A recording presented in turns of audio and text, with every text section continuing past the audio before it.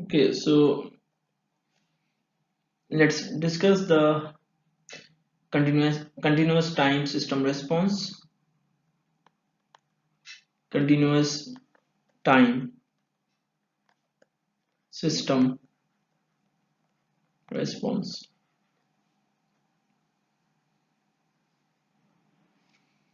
Okay, if you have an LTI system having an impulse response, say HT, and assume that it's a LTI system, and the input to this system is delta t and output is ht. So ht is the impulse response because when the input to the system is a impulse function, so the output will be impulse response. So basically it's a unit impulse response. Now if we will shift this input, or let me just, for the sake of completeness, let me just write down this also.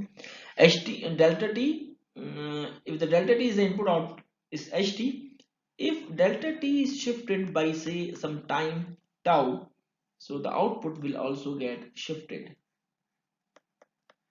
Output will also get, from where we are getting this, because the system is time invariant. So we are getting this because the system is time invariant. Now if we multiply it with some fixed value, say f tau delta ft minus delta t minus tau, then the output will also multiply by that fixed value f tau h of t minus tau. And this is also from where we are getting this also from, sorry, we are getting this from the homogeneity property. Because the system is a linear system, it supports the homogeneity property. Homogeneity property. Now if I will just multiply in the same way, if I will multiply this by f tau, okay, f tau 1, f tau 2, f tau 3, all possible values of f tau, so we'll be getting different equation. If we merge, add all of them, so what we will be getting basically, f of tau del t minus tau d tau, and this is from tau is from minus infinity to infinity. So all possible values of tau, we are just doing this, and on the right side also, basically we'll be getting, because why we are getting this, because the system is linear system, and for the superposition, because it satisfies the superposition theorem, so uh, we can just easily integrate both sides. Okay, if the system is not a linear system, then we cannot integrate on both sides. Now this term, basically this is nothing, this whole thing is nothing, this whole thing is basically ft. So that's the input to a system, so the output to a system is this f of tau h of t minus tau d tau. Again, let me write down, this is the input. So what is this basically? Now this whole thing is nothing, it's a convolution between the two signals ft, which is convolved with h of t. Remember that this symbol is nothing, it's a convolution symbol. Okay, okay. Now let me just write down the formula for the convolution for a continuous time signal, that is f of t convolved with h of t. So this is nothing, this is equal to integral of f of tau h of t minus tau d tau, and that's for all values of tau minus infinity to infinity. This is uh, also equal to, basically this is also equal to integral of h of tau f of t minus tau d tau for all values of tau. Okay, because the convolution operation satisfies the commutative law. Okay, so this integral, this convolution, this integral basically is called convolution integral. Okay, so this is for the continuous time system, and For discrete time system, we have already seen that discrete time system. Let me just again write down that formula. If you want to convolve, say, f of n, that's a discrete time system with h of n. So that is nothing, that is summation f of k, h of n minus k, and k is from minus infinity to infinity. Okay, and this basically this is called convolution sum.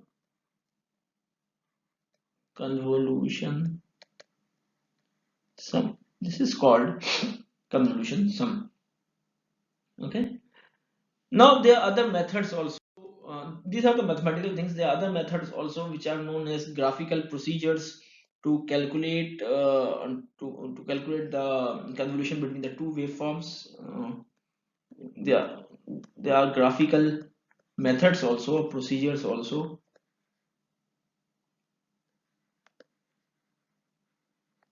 Okay, there are graphical procedures also to calculate the convolution uh, between the two sequences.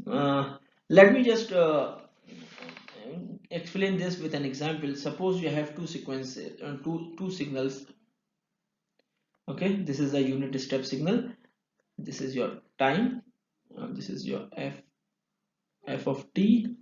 This is one. When this is getting convolved with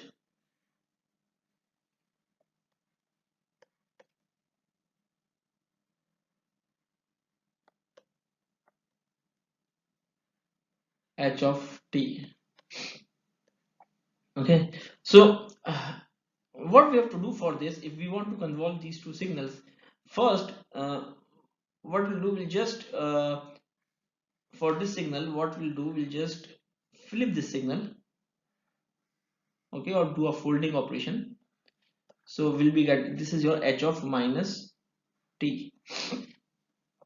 Then we just shift this slowly towards the right. Okay, so we'll before shifting, okay, before shifting you have to multiply this with this. Okay, so if you multiply these sequence and find the area between the two, so you'll be getting 0 basically. So the area will be 0. I'm just marking it here. If you shift this slightly to the right, okay, then multiply this with this, you will be getting some area.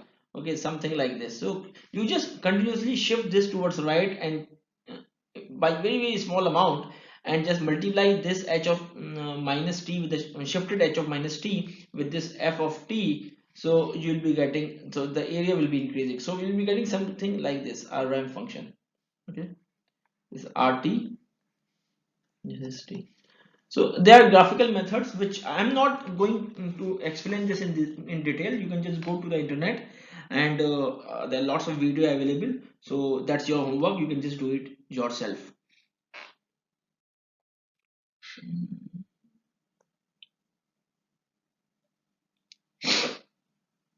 So if you are convolving ut with ut itself, we'll be getting rt basically. Okay, and if you convolve any function ft with ut, so we'll be getting an integral of f of t dt from integrate from minus infinity to t. So you can just check it yourself. If you convolve ft with say delta t, so that is nothing, that will be only ft. Okay, the other thing, if suppose you have a response of a system, say yt, which is equal to say ft convolve with h of t. So if you differentiate both sides, so it will be like this: dyt dt is equal to f of t convolve with derivative of h of t. Okay, so these are the properties you should remember, or that is also equal to h of t convolve with derivative of f of t dt. This is also equal to, you can just write in this way also, derivative of f of t dt convolve with h of t. Okay, so this is dt. Okay, and this is also equal to derivative of h of t dt convolve with f of t. Anyway, now you can just note down some properties of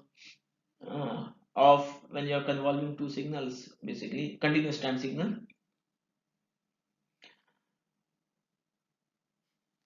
Suppose you have two signals, say ft and ht, and you are convolving the two. So the convolve output is nothing f of t convolve with h of t. So the length of this resulting signal, okay, the length of this resulting signal will be equal to sum of individual length. Okay, so I should say the length of f of t convolve with h of t will be equal to,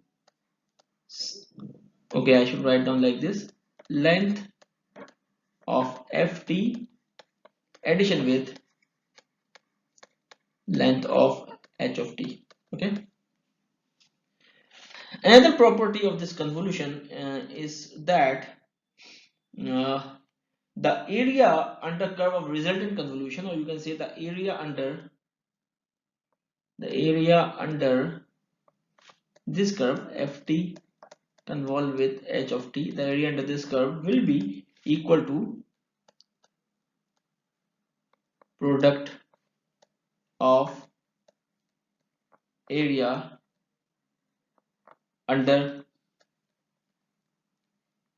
uh, under individual signals being convolved. Okay, so basically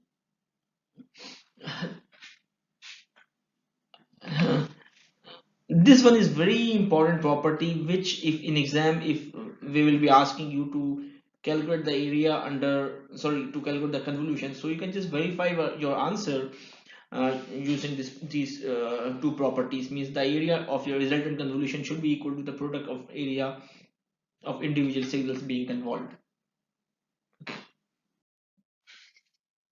Now come to the time scaling property of convolution. Time scaling property of convolution. So suppose you have a signal x ft which is convolved with h of t, and that is nothing, that's yt. Okay, suppose you will scale or compress your signal ft by factor of 2, as well as you compress the h of ht by a factor of 2. So the resultant will be nothing, will be equal to 1 by 2 y of 2t. Okay, the other thing,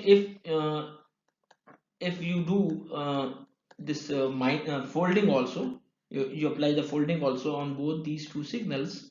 Okay, then the resultant signal will be 1 by 2 y of minus 2t. Okay, so means as a generalized formula, you can just write it down, that is f of at convolved with h of at, this will be equal to 1 by mod of a y of a. Remember that I am not proving this, so it's up to the students just to prove all these properties. We may ask this in the exam also. Okay, so it's your responsibility, because this is a lack of time, I cannot prove everything in the classroom. Now let's take this thing. Okay, suppose let's consider another property,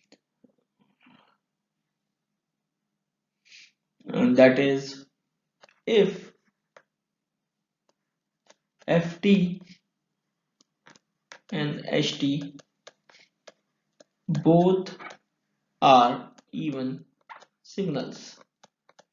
If both are even signals means f of t is equal to f of minus t and h of t is equal to h of minus t. Suppose both are even signals. Then f of minus t,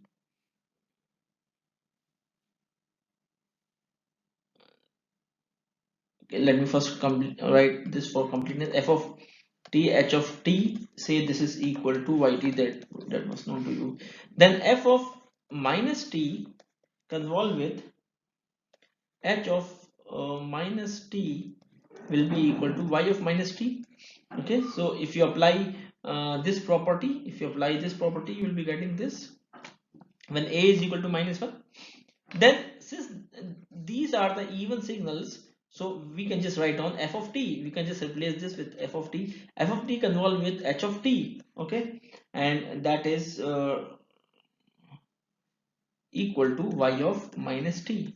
So from here, however, this f of t convolve with h of t is nothing, it's yt, so which is equal to y of minus t. So what we concluded from here, that if we convolve the two even signals, the resultant signal will also be an even signal. So if you convolve even signal with an even signal, so the resultant signal, you can say it will be also even signal. Okay, similarly, let's take some other property. If the two signals are odd signal, let's say ft is an odd signal, that is ft is equal to minus of f of minus t, and ht is also an odd signal, that's minus h of minus t. And okay, let me just, for the sake of completeness, let me just write down f of t. This was the case. Now if you just replace t with minus t here and convolve, so you will be getting this from here, replacing t with minus t. Then you know that this is equal to minus of f of minus t, and the other one is equal to, let me put a square, minus h of minus t, which is equal to y of minus t. Okay, and if you multiply the two, basically these two signs will go away. So what is left with us is f of minus t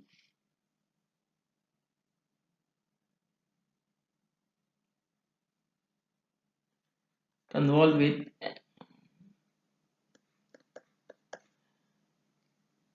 hold a minute, actually we have done a mistake here.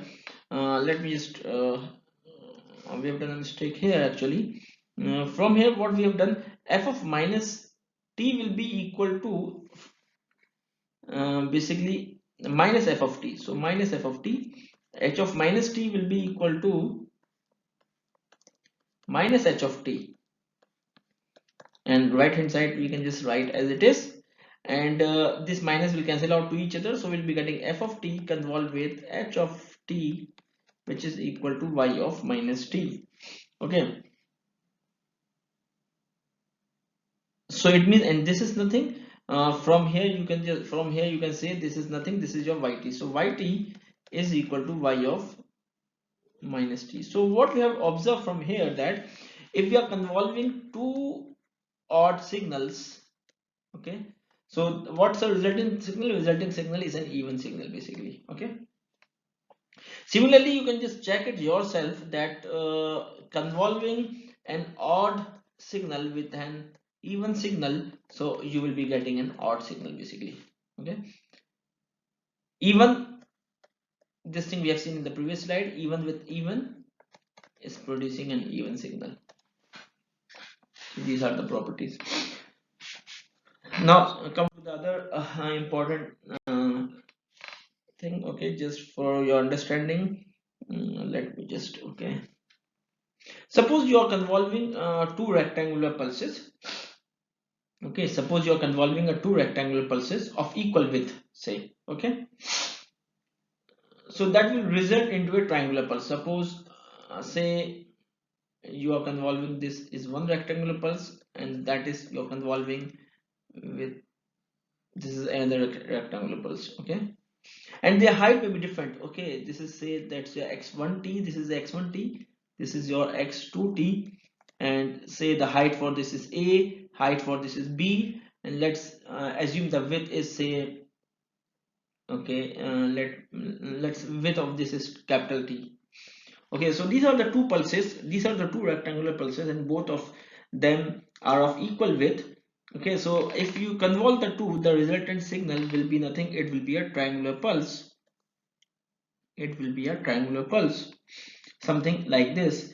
And this basically, let me just write down, say this is your y of t, this is a triangular pulse, and the slope of the rising arm, basically this arm, let me just take some other color, the slope of this arm, okay, is equal to the product of the individual amplitude. So the slope of this will be a into b.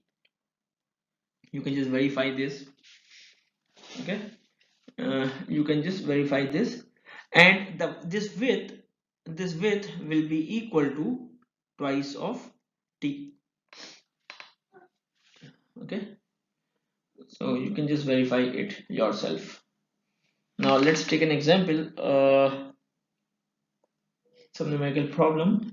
So suppose that you have two sequences, say, let's call this, okay, ft, or not sequence, it's a signal basically. Ft, this is 2 and 5, this is time axis, and the second signal, say h of t, that is 3 or 10. Okay, so we can just write this ft in terms of unit step function, that is 5 of ut minus 5 of u of t minus 2, and h of t is nothing, it is 10 ut minus 10 u of t minus 3.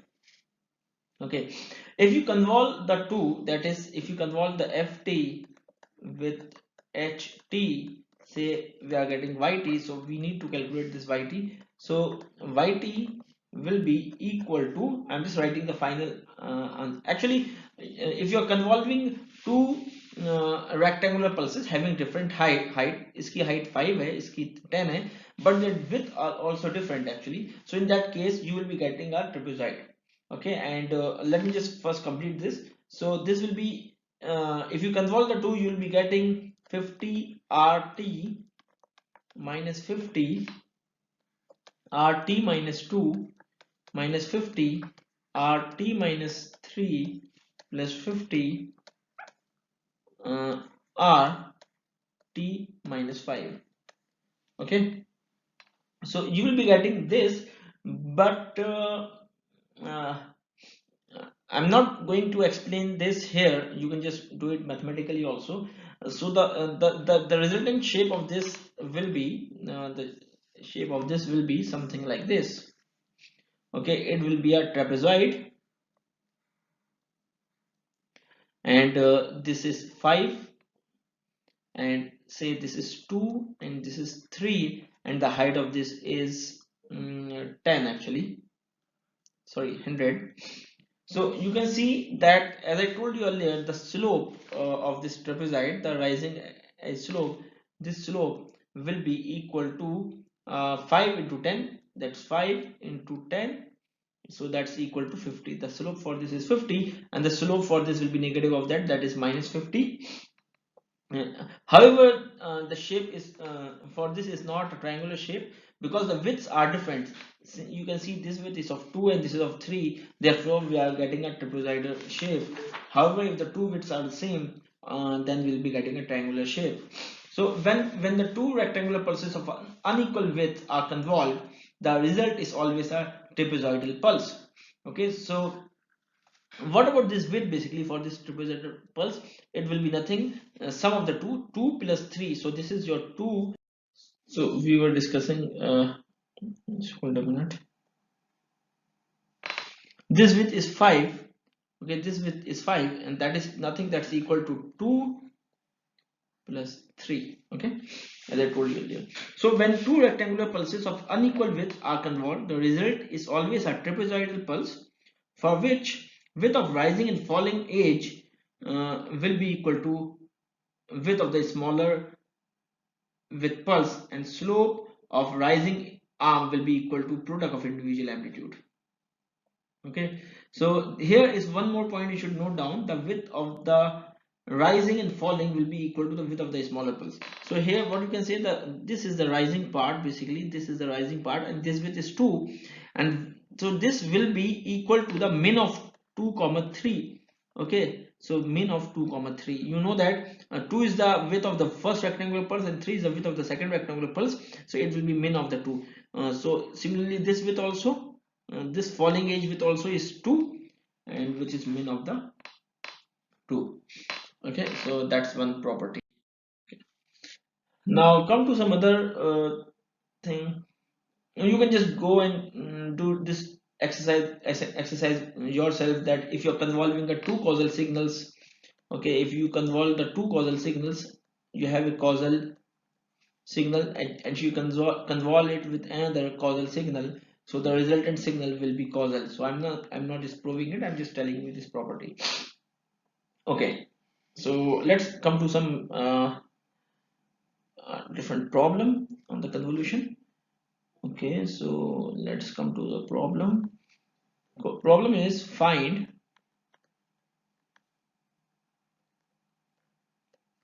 the response of continuous time LTI system, okay, having an impulse response ht is equal to exponential of minus t ut, okay, for an input xt is equal to exponential of minus t ut. Okay, so question is, find the response of a system. You have some, and you have some LTI system which is given to you, and this system is having an impulse response ht, and the input to this system is x of t. Okay, so you need to calculate y of t, and you know that for an LTI system the response is nothing, yt is equal to xt convolved with h of t. We know this. Okay, so we know this, that x is equal to exponential of minus t ut, and ht is also equal to exponential of minus t ut. We can just apply the formula for the convolution, and the formula for the convolution is so basically we apply a analytical method. There are graphical methods also, or maybe other methods also. So I'm just applying an analytical method to solve this. So let's apply the formula. Yt is equal to f of tau h of t minus tau d tau, and this is from minus infinity to infinity. That's the formula. I'm applying the same formula, convolution formula. So f tau is exponential of minus tau u of tau, and ht minus tau will be exponential of minus t minus tau, okay, u of t minus tau d tau. So which is equal to basically I can just write it like this: exponential of minus t integral of u of tau and u of t minus tau d tau. You should note down that exponential of minus tau, this term will get cancelled with from because from here you will be getting exponential of positive tau, so that will cancel to each other, that will equal to 1. Okay, so that's fine. Now from this expression, okay, let me just complete these limits. You know that for this is non-zero only when both are non-zero, and both are non-zero, u tau as well as ut minus tau will be non-zero under what condition? We know that ut is equal to 1 for t is greater than equal to 0, and it is 0 when t is less than 0. And we also know that u of t minus tau is equal to 1 when t minus tau is greater than equal to 0, and it is 0 otherwise, basically. Okay, so from here we can say that this term, basically this is non-zero only when tau is greater than 0 and t minus tau is also greater than equal to 0. So from here you can say that tau is less than equal to t. Okay, so tau should be greater than 0 and tau should be less than equal to t. Under those conditions only this product will be non-zero. This product will be non-zero. So the integral will be reduced to, let me just change the color. So the integral, this yt can be written as uh, okay, it's exponential of minus t, and you can just integrate it, that is 1 d tau. And what would be the limit? Limit is when the tau should be greater than 0 and tau should be less than t. So 0 to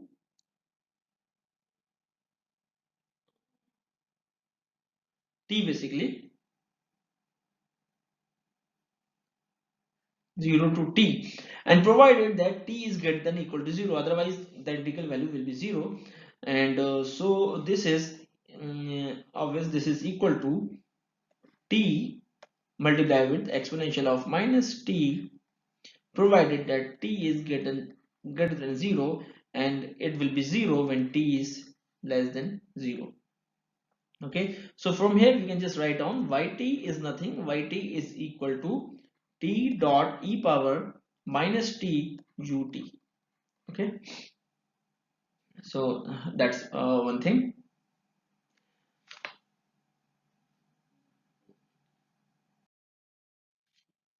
So let me just stop this convolution part, and just let me just give one last statement over here, that is which we have already discussed. Suppose you have this formula yt is equal to f of t convolved with h of t. If you differentiate this y with respect to t, so it is equal to f of t convolved with okay, derivative of h of t dt. And I told you that this is also equal to h of t convolved with d of ft by dt. Okay, this is also equal to df of t dt convolved with h of t. Okay, now suppose I will take another derivative of this. Let me just, for the sake, let me just write it down like this. Okay, suppose I'm taking another derivative of this, a second order derivative of this yt. So that can be written as derivative of f of t convolved with derivative of h of t dt. Okay, now suppose I am taking the nth order derivative of this, d of n y of t d of, I'm taking nth order derivative, so that will be equal to okay, let me assume that n is equal to m plus r. See, they are two integrals, so derivative, so we can just say okay, mth order derivative, this is convolved with, this is r.